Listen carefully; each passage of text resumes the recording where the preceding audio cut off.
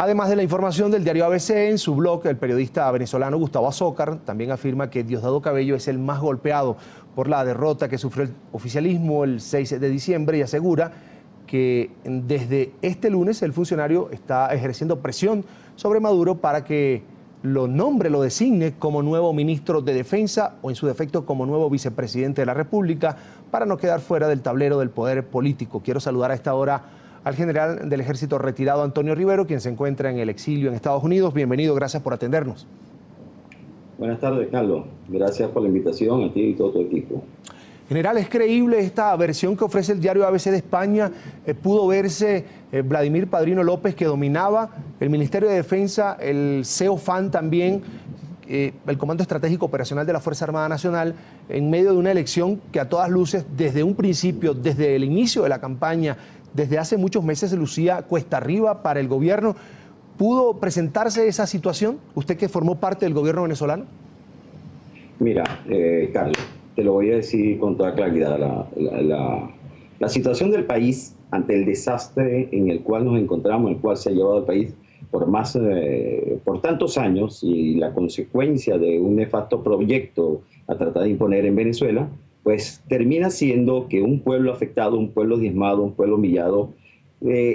tiende a buscar salida a esta situación. Y la salida de esa situación pasa estrictamente por un cambio político. Ese volcamiento de la población hacia las urnas electorales, hacia una votación inédita desde el punto de vista de lo electoral, desde el punto de vista de lo parlamentario, termina siendo una presión contundente y de un trabajo que durante años se han venido realizando y es producto, pues, de una gestión política, de una gestión social, de protestas, de manifestaciones estudiantiles. Es producto de la consecuencia de esa cárcel que hoy viven presos políticos también y que manifestaron consecuentemente su animadversión a una gestión política, a un proyecto fracasado. El Estado se encuentra en un momento de desastre, en un momento de calamidad. Y ante un desastre y una calamidad, la Fuerza Armada, que fue parte del problema, ya no puede estar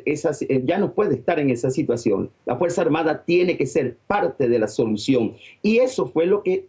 terminó siendo el día 6 de diciembre, y no desde el día 6 de diciembre, desde días antes, unas semanas antes, la Fuerza Armada venía teniendo un comportamiento expresivo, un tanto clandestino, un tanto en anonimato, donde mostraba a claras luces que su comportamiento iba a ser apegado a la mayoría, no propiamente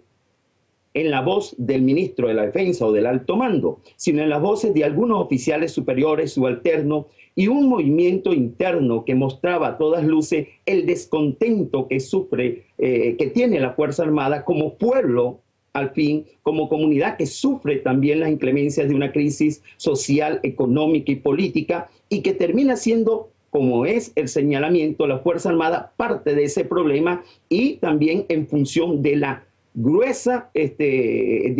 situación de señalamiento desde el punto de vista amponil, desde el punto de vista del narcotráfico, desde el punto de vista de corrupción y desde el punto de vista de la desvirtualización institucional por una afiliación política al sistema del gobierno desde el punto de vista ideológico y que tergiversa todo el estamento desde el punto de vista institucional. En ese sentido, la Fuerza Armada el día 6, y obedeciendo básicamente a esa presión nacional desde el punto de vista de la manifestación pública como un tsunami en los votos y en contra del régimen y demandando un cambio nacional, pues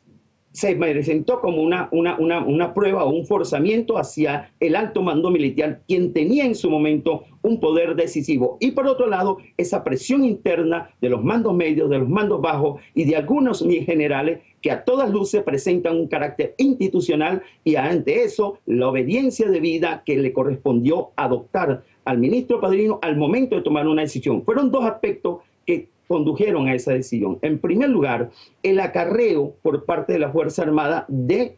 partidarios del oficialismo a última hora y tratar de extender el horario, lo cual contravenía la Constitución y contravenía lo que ya estaba presto a que se diera como resultado una derrota del oficialismo. Y por otra parte, la posibilidad de que ante algunos incidentes que señalaba el oficialismo como posible sabotaje pudieran ante el requerimiento de las Fuerzas Armadas que hicieron conversaciones telefónicas, tanto Nicolás Maduro como algunos miembros del régimen, como también particularmente Diosdado Cabello, al ministro de Defensa, el ministro de Defensa, y lo vemos en su mensaje, mostraba que no había una tal incidencia de evento que pudiera trascender la magnitud de lo que estaba ocurriendo desde el punto de vista del proceso electoral justo democrático que estaba ejerciendo la población y por otra parte del punto de vista de la Fuerza Armada y que atendería cualquier situación de violencia que repercutiría con el proceso como se venía realizando. Esas respuestas pudieron haber llegado y dado de una manera contundente en respuesta a Diosdado Cabello, a Nicolás Maduro, y que terminó dando pues con la finalización del proceso y el reconocimiento por parte del oficialismo del régimen de esa derrota, que es una derrota que tenemos que evaluarla en varias lecturas. Entonces, en este momento de un desastre, de una calamidad pública, donde las líneas vitales se podemos observar en un desastre que son comunicaciones, que es el agua potable, etcétera, etcétera, que vemos normalmente un desastre. En este momento el país, el Estado se encuentra en un desastre y debe ser atendido desde el punto de vista de una Fuerza Armada que sea parte de la solución del problema y donde el Ejecutivo realmente tiene la preponderancia para poder lograrlo. Lamentablemente este Ejecutivo no tiene la voz, no tiene la audiencia, no tiene la escucha para poder entender esta demanda de cambio a la población y en vez de ella está llamando a una violencia, estamos llamando a una mayor división, a una confrontación en venezolano. En este orden, las Fuerzas Armadas cobran vital importancia de igual manera porque ante una calamidad es parte de la solución y no parte del problema. Asimismo, el llamado que debe tener esta dirigencia política que hoy hace vida desde el punto de vista de una expresión popular mayoritaria a tomar los caminos democráticos institucionales que le corresponden, pues esa dirigencia debe hacer un llamado nacional a la unidad, una unidad que no solamente se constituye en organizaciones políticas y solamente de la mano de quienes fueron hoy elegidos. Hay unidad desde el punto de vista de otros sectores políticos, de otras organizaciones sociales, de otras organizaciones gremiales, estudiantiles, de tender puentes, de reconocer liderazgo y armar un gran movimiento nacional que permita llevar al Estado a una expedita transformación profunda y consecuente con esa demanda de la población. Se necesitan hombres probos, hombres honestos, de gran moral para conducir el país y en ese sentido es necesario que el lenguaje que estemos utilizando no sea un lenguaje vivaracho, un lenguaje depravado o unos gestos que malponen la acción propiamente consecuente con lo que estamos llevando a cabo y con el decoro que debe tener en este momento la dirigencia nacional para poder acometer los cambios de manera debida como lo demanda la población. Eso es lo que considero desde el punto de vista del comportamiento de la Fuerza Armada y lo que ha de ser en adelante y también en ese sentido y lo que puedan ser los extremos presentes desde el punto de vista de esta derrota para el régimen, esos llamados a violencia van a terminar siendo muy negativos a lo interno propio de ellos y hacia lo externo. Querer la paz de Venezuela, querer la justicia, querer el progreso, querer la democracia no implica un verbo violencio y menos de quien pretende ser y consolidarse como presidente de la República de la manera que lo está haciendo. El Estado necesita una transformación, el Estado necesita un consenso, pero no un consenso bajo impunidad, no un consenso donde falle la justicia, no un consenso donde hay una convivencia y hay unos ampones que están señalados inclusive de narcotráfico dirigiendo los destinos de este país. Es momento de cambio y ese cambio lo ha llamado la población y se ha expresado este 6 de diciembre de la manera que se expresó. General, sin duda, no sé si usted lo piensa así,